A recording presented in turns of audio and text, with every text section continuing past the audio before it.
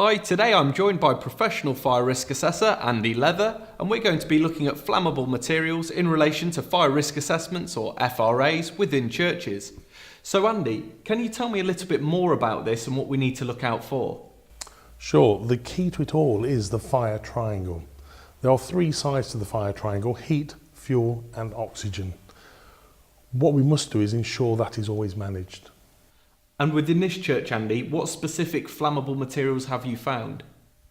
Well, typically in this church we found hymn books which are made of paper, we have the tapestries and the curtains, and we have wooden pews. So there are lots of combustible items within the church. I'd imagine they're all fairly common to most churches. Are there other flammable materials that we need to look out for in other churches? Well, a lot of churches now are introducing kitchens and cafes.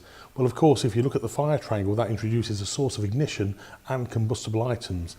Typically within a kitchen, a hazard could be a towel that's located next to a cooker, a very simple incident that could be avoided. So once we've located the sources of fuel, Andy, what do we then need to do? Well, the first principle of any risk assessment is, can you remove the hazard? In this case, the hazard is the combustible item. Not always possible. So once we recognise that we can't remove a combustible item, then we should be managing it. Managing can be many formats. For example, making sure that any furniture complies with the relevant legislation. It can also mean that we treat the curtains with a flame retardant material, such as a liquid that will help it to resist the effects of a fire. Okay, and at certain times of year, would we expect to see an increase in the amount of flammable materials within a church? Yes, absolutely. For example, Christmas is a very, very busy time for the church. And what happens is there will be displays. So, for example, the manger, which will be perhaps full of straw.